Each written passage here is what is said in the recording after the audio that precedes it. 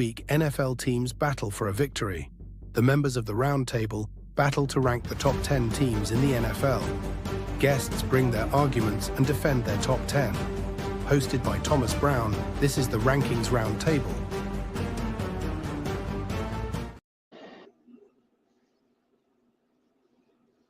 Ladies and gentlemen, boys and girls of all ages, welcome to another edition of the Rankings Roundtable show. I am your host, Thomas Brown Jr., fellow fan of the Philadelphia Eagles, who had no problem losing this past weekend. I did not come alone, as always. Now, tonight's a little bit different. It's shot. My eye is looking like it's the second coming of Popeye. So we're going to do things a little bit different. I have the Seth Rollins shades.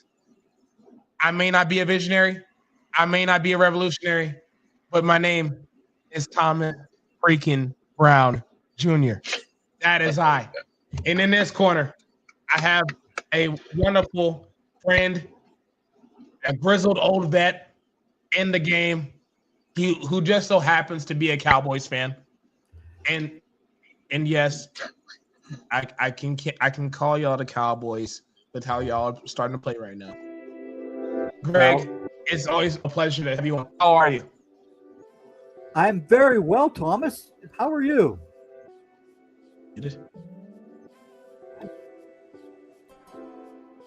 I'm doing great, man. Can't go wrong. I'm doing very well, especially with the Eagles losing. And you know what? Lost, that's a great game.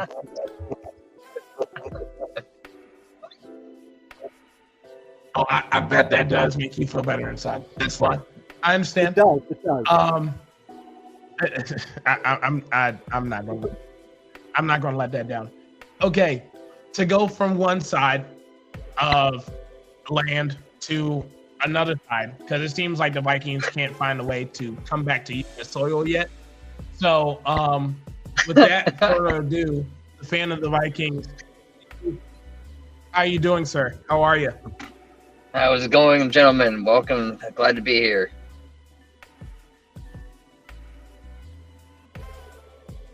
Awesome. Fantastic. So last week, this past week was crazy in a lot of ways. We saw a night game where people can't seem to keep the ball in their hands. We saw a afternoon game where it just looked like any and everybody could score a touchdown.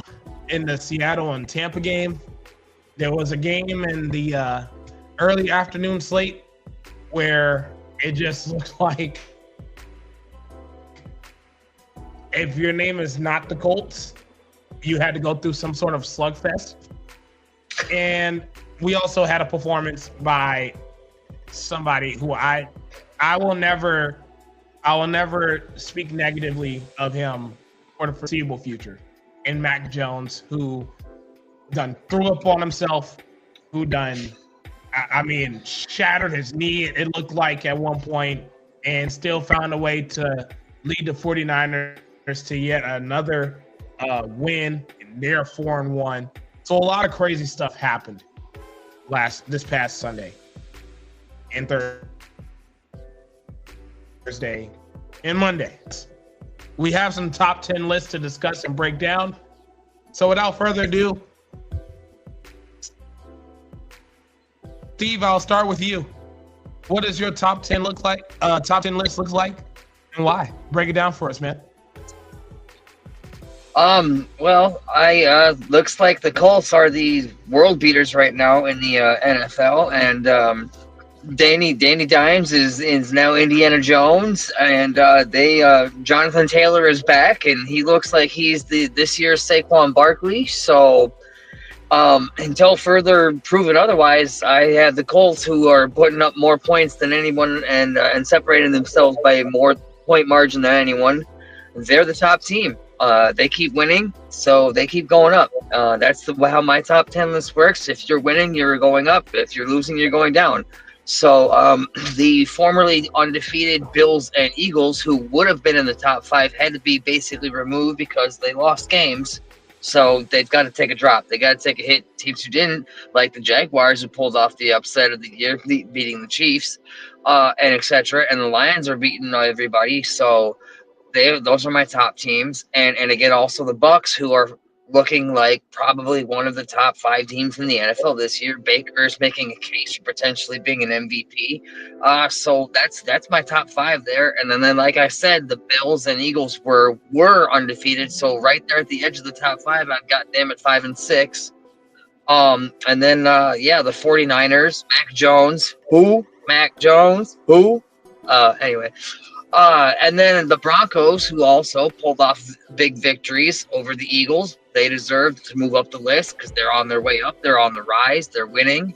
And then, yes, my Vikings, who are now above 500 at 3-2, second in the division. They won a game. Yes, it was against the lowly Cleveland Browns. Everyone can beat the Cleveland Browns. They don't know what they're doing. They don't know who their quarterback is. So clearly they don't have an identity at offense, and they don't have much of an offense to speak of. So the Vikings did not have a good or big win, but it is a win nonetheless. So they made their way to the back end on the number 10 of my list.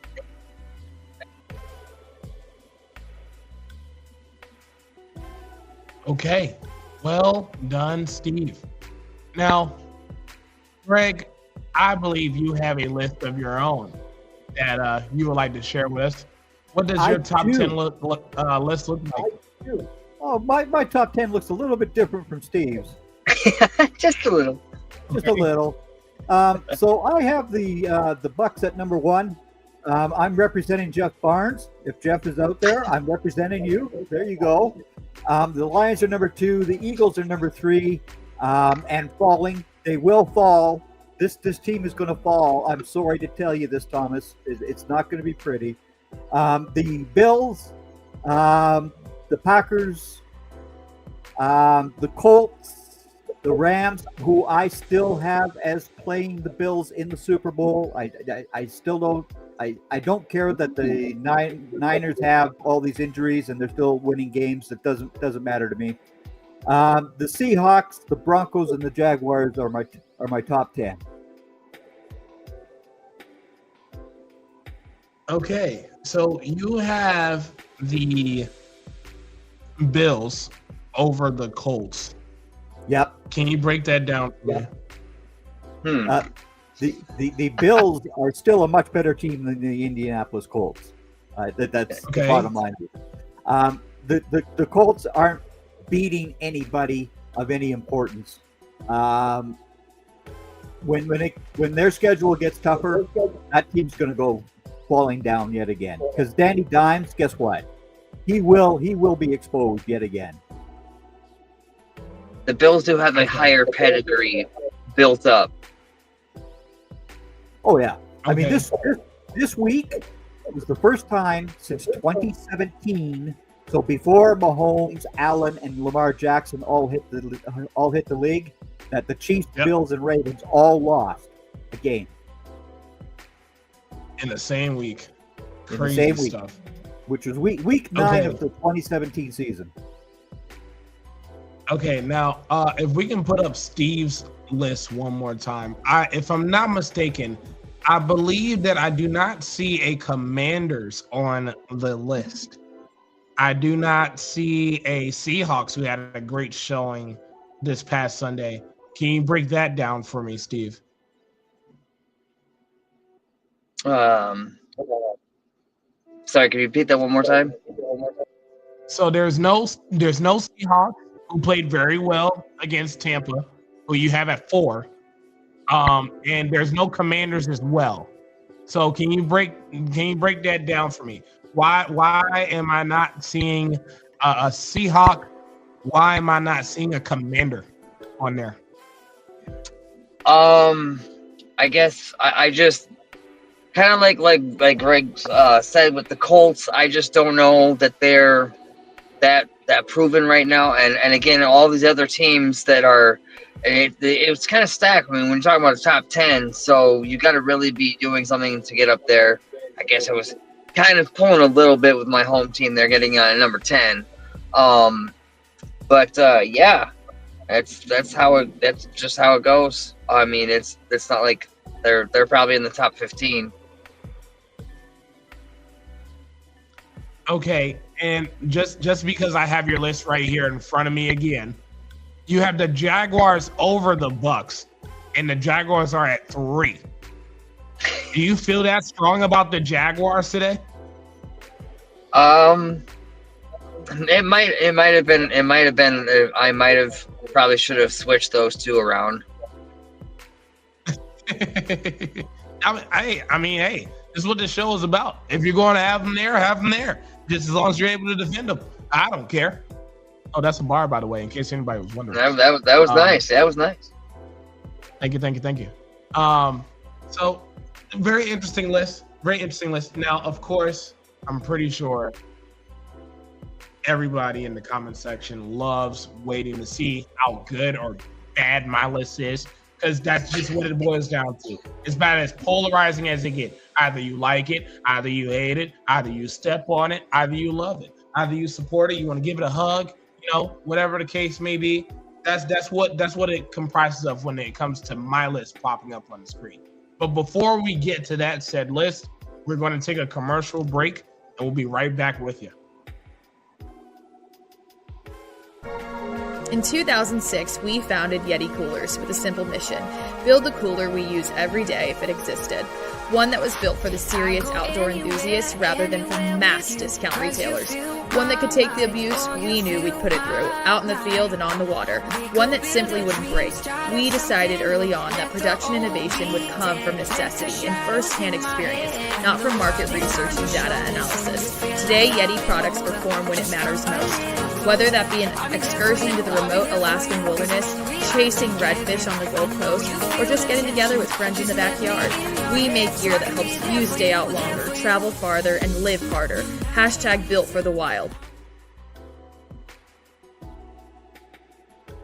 All right, ladies and gentlemen, boys and girls, welcome back to the Rankings Roundtable show. For a split second, I was getting ready to say Off the Dome show. Realized I'm not on here by myself. Anyways, I did not come alone. I have Greg here. I have Steve here, depending on how you're watching it on your screens. They shared their top 10 lists. And it just dawned on me in the middle of the commercial break why everything is so bizarre. For those of you who did not watch the last edition of the Rankings Roundtable show, we had a guest by the name of Bill Carroll, who dropped the list of all lists that shattered all power rankings across the entire world, and had the Colts at number 1, and the Jaguars were at 10, and because of that list, yes, I'm blaming Bill, so he better be ready. I'm blaming Bill. Since Bill has dropped that list, we've had the weirdest week of all weeks. My voice is shot. My Eagles lost. I think I might be losing my mind. My eye is the size of Popeye. For those of you who are well past my age group, know exactly what I'm talking about. It's about as bizarre can get on this show.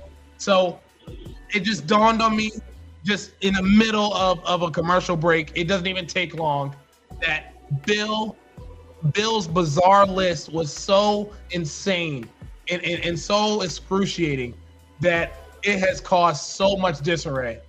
And so this week, we might as well just give an abode to Bill on his own, just for that alone. I just wanted to put that out there. Now that I got that out the way, I feel better. Now it's time to talk about my top 10 list. As Rich Eisen would say, there's many of them like it, but this one is mine. Let's break them down. All right, we're going to go from 10 to 1 here. Now, I got to slip the Broncos in there.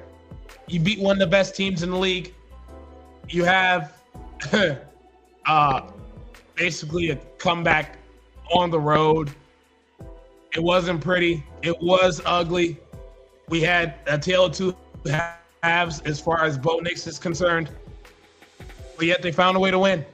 And when you are able to sack Jalen Hurts as often as they did, which felt like it was deja vu over and over and over and over again, you have a spot on my list somewhere. I have the Commanders at 9. They are starting to put things together.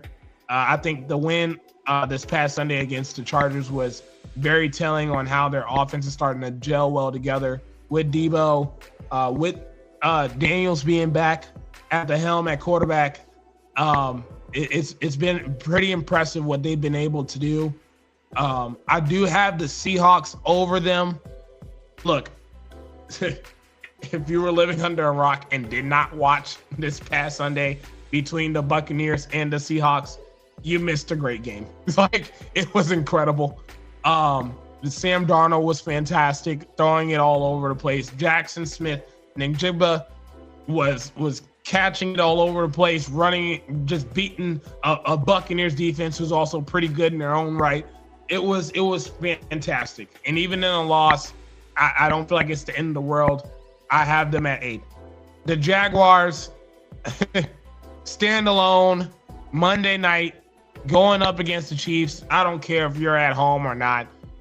A lot of people were expecting for you to lose this game, myself included. And you came back and you beat them. Now, the way that you scored some of those touchdowns, whether it was somebody falling to the floor more than once and somebody that, almost threw the ball out of bounds, but, the throw was so great that everybody was able to have the catch and the throw go in sync. The defense is awesome. The defense is awesome. They're flying around everywhere. And that pick six that Devin Lloyd had was impressive. And I think that alone would have them at 7. I have the 49ers at 6. I think the performance that they're able to show and what they've been able to do without, like, literally the whole NFL as the roster, it's incredible. Mac Jones, like I said to start the show, throwing up on himself. It looked like he had messed up his knee at one point. The list goes on and on. They had every right to lose that game. They were on the road. They were in LA.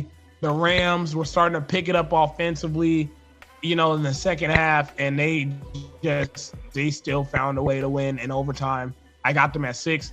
I have the Colts as a top 5 team. I understand that you're wondering, okay, they haven't played anybody yet, and then the one time they did play somebody, which was the Rams, they did lose. That went down to the wire, by the way, in case anybody was wondering. The Colts are pretty good. Jonathan Taylor is pretty good. He is doing his best Saquon Barkley 2024 impression right now. And they're flying all over the place.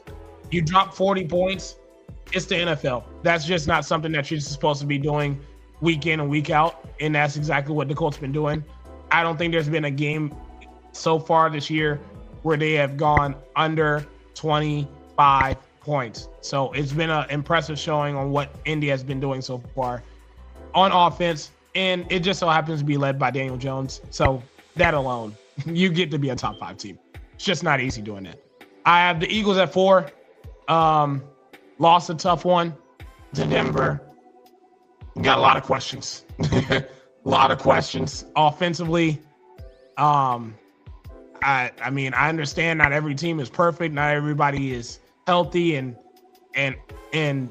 just a lot of penalties that happened in that game. It was not pretty.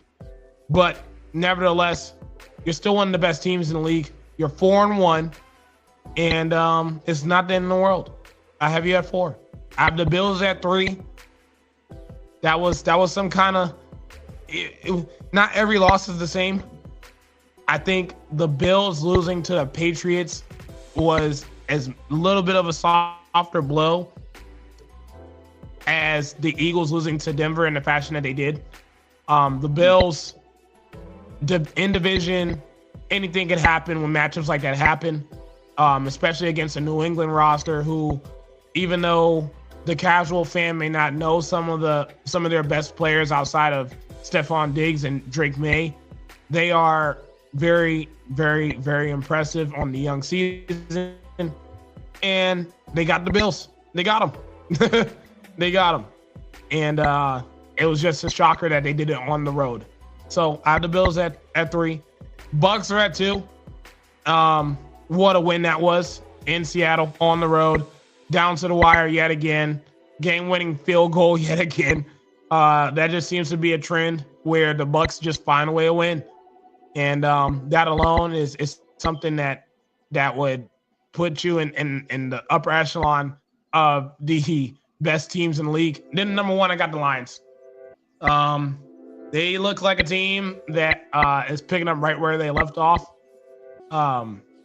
As far as their offense is concerned, we had so many questions about their coordinators and how they were going to be able to fare against certain matchups. And we saw what happened in week 1, and we were so concerned about how it was going to affect the rest of the season. Well, it hasn't.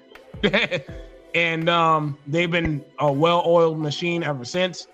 And that alone, when you're able to put up as many points as they have and continue to do week in and week out, regardless of whether it's the AFC North or the rest of the NFL, it's pretty impressive. So I got the Lions rounding out my top 10 list. Now, I do want to ask y'all something because it's just something that I am curious to see what y'all perspective is on it. Now, I have noticed that there's been a lot of quarterbacks around the league that have kind of resurrected their careers, or in some cases are resurrecting their team season just off their performance alone. So I ask you, Greg, I'll start with you. What is that one player this year that so far this season that you feel is resurrecting either their career altogether or just their team season? The 2-1 Cowboys have Dak Prescott, who is playing at a great level. If they had a defense, this team would be very, very scary because he is putting up the passing yards. You've got Javonte Williams second in the league in rushing. That team is a scary team if Matt Eberflus stops playing zone defense. Oh, Lord, please stop the zone. Stop it. You got Diggs and Bland who are man-to-man cover guys. What are you doing with them in the zone? It just doesn't make any sense. But again, that Dak Prescott right now is playing at a level where he was playing in 2023 when he should have won the MVP award because his numbers were better than Lamar Jackson's that season. I'm sorry, but they were. He should have won an MVP award already. But right now, he is the saving grace of the Dallas Cowboys because he's finding Pickens, he's finding Ferguson, he's got Williams running, and they did that with -4 starters on their offensive line. It wasn't about, because remember, when Tyron Smith would be down, the Cowboys couldn't do anything on an offensive line, right? They just couldn't do anything. It was ridiculous. Well, this time they had 4 guys out, and they destroyed the Jags. Okay, so we got Dak Prescott saving the Cowboys. I don't hate that at all. Steve, who is that guy for you so far this season that you feel has resurrected their career or has resurrected their team season so far this season? I mean that can actually go a couple different ways this year. There's a lot of quarterbacks that are rediscovering themselves. You could almost say there might be a quarterback controversy occurring here in San Francisco now with the way Mac Jones is performing and resurrecting his career in San Francisco, and now he might be looking like a franchise quarterback again. But oh wait, they've already signed a franchise quarterback, Mr. Irrelevant Brock Purdy. Well, Mac Jones is making him might just be again Mr. Irrelevant. Mac Jones, man. I just need y'all to understand something. If you were to tell me that back in 2021, when Mac Jones got drafted that he was going to end up a 49er anyway, and he was going to lead that same 49ers led team to not 1, not 2, but 3 wins with him playing the quarterback position, with Kyle Shanahan being the head coach. I would have looked at you kind of crazy. I wouldn't have, because guess what? Shanahan runs his scheme. You are just a player in his scheme. It doesn't matter who you are, whether you're Brock Purdy, whether you're Mac Jones, you're in his system. His system operates very nicely, no matter who the quarterback is. And that's the same thing that the Cowboys just did this week with the scheme. It's not about who is on the offensive line. It's the scheme that Richards is running as the offensive coordinator. This is what matters. Okay. Trey Lance might think differently. Yeah, I actually think that's a fair point. I just feel like if I had to pick somebody, I feel like I couldn't go any further than Daniel Jones. I need y'all to understand something. Like, Daniel Jones going to this year was a joke. I can't laugh right now because my voice is shot, but that's how much of a joke that Daniel Jones was. Okay, we saw him in New York. We saw that New York was willing to commit $40 million to him, and we saw how that planned out. It failed, by the way, in case anybody was wondering. And he gets cut by the Giants out of all people. He gets cut. Goes to Minnesota, does absolutely nothing in Minnesota. He walks, he goes away, and next thing you know, or did he? Indy picks him up. He picks him up. The Colts pick him up, and we're trying to figure out this whole Anthony Richardson situation. And it's clear that it's not working. And you just see Daniel Jones sitting there on the bench, waiting to see if he's ever going to get an opportunity again. Well, here's his opportunity. And now he is taking care of the football. He's throwing touchdowns all over the place. He's allowing Jonathan Taylor to be his Saquon Barkley again. And, of course, you can put a lot of that to Shane Steichen, but I think you should be able to give a lot more credit to what Daniel Jones is doing. And I feel like what people are doing as far as giving him the limelight is very much so deserved, because a lot of times we spend a lot of time, and I'm guilty of it, we spend a lot of time talking about how bad people are, as we're going to get into my favorite segment of the show. We talk about how bad people are, and we make fun of it, and we don't stop. It's so much fun to do that. And it's always good to know that someone else that's not named you gets to be the butt of the joke. But when they are not the butt of the joke, when they're actually starting to find success, when they're actually starting to make things work, when they're actually starting to do the things that they were hyped up to be, or actually able to play up to their potential, it is something that you need to highlight and to acknowledge just as much as it was easy to do when they were bad. And I have no problem having all the lights shine on Daniel Jones right now, because as easy as it was for me to crap on him, he's doing this thing in Indy right now. I can't hate it, can't knock it. I don't care what the opponents are, because when he was in New York, it didn't matter what the opponents were. It could have been my sock playing against him. He would have found a way to throw a pick. Like it would have been that bad. So what he's able to do in Indy, we're talking about him giving people extensions. Because there was a lot of talk in Indy that, if things get really weird, that, Shane Steichen might be gone, the GM might be gone. Like, it was going to get really, really weird towards the end if they didn't fix this. And thanks to Daniel Jones and what they're able to do so far this year, we'll look and see how the rest of the season goes. But as of now, it's going pretty well. Ballard did not run up the RAS score guys this year in this year's draft. It was bizarre. But okay, he didn't take all the guys with their high RAS scores that he usually does. Well, he has enough talented receivers that Daniel Jones can have guys to throw to. This is something that he never had when he was with the Giants.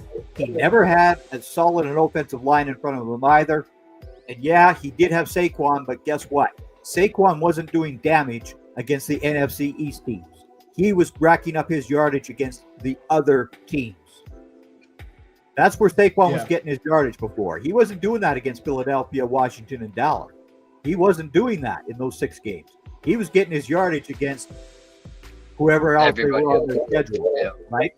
That's where Saquon was magical for the Giants. And even then, because Daniel Jones was under so much pressure and all that other jazz constantly, he didn't have time to throw a football.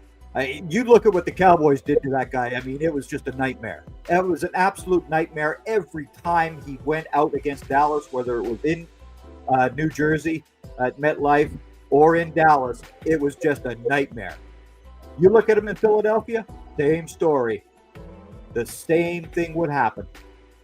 Boom. So you got to give the guy his credit. I mean, he's a 6-year player now. So obviously he has a lot more experience than the guy who only played 1 college season, which I've also said before is a nightmare to come into the NFL with 1 college season under the belt. You do not do that. He was a kid from Florida. The Colts should not have taken him as highly as they did and then put him on the field. That was a mistake.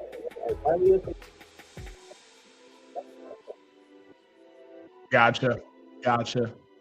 Now, I know I just talked about how easy it was to give somebody credit that they came from being one of the worst guys in the league.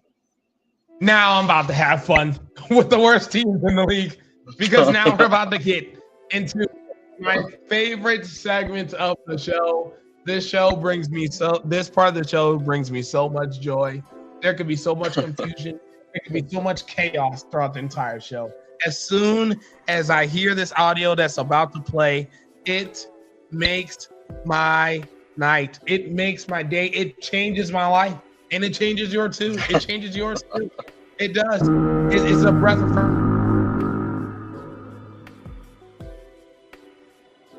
It is the stinky 5 list.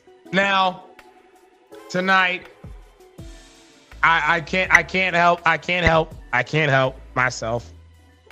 Given the fact that his team still can't get out of U.S. soil, Steve, break us down what your stinky 5 list looks like.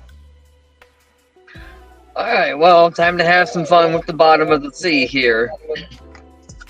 So at number 5, I have almost every year you can almost say the Cleveland Browns just live here down at the bottom. So I've got the Cleveland Browns for yet again 1 win on the year.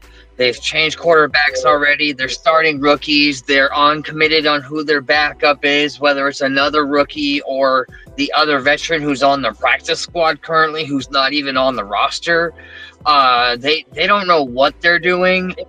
So I've got the Browns floundering in the bottom 5 at the stinky 5.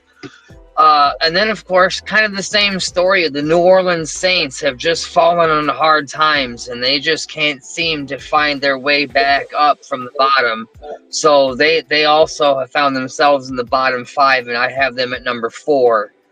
And then, of course, how the mighty have fallen. The Miami Dolphins franchise is just seemingly unraveling. And so I don't know whether is it the coach, is it the ownership, is it the players, is it Tua, is it Tyreek, is it the lack of chemistry, camaraderie? Do the guys not even like playing together? Or do they not listen to the coach? Are they not listening to the message from McDaniels?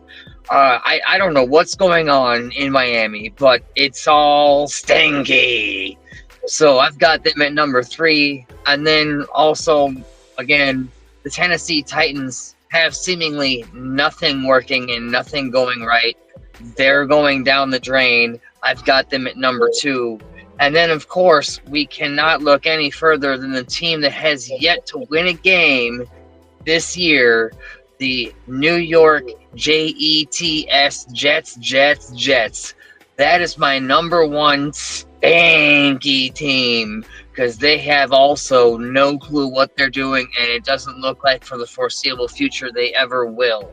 They don't know who they want to have their coach. They thought they knew who their coach was, but it seems like that's not working. They fired the coach who had it almost working, and they don't know who they want at their quarterback position, and it clearly seems as though Justin Fields is not going to be the guy to work out being a starting quarterback probably anywhere.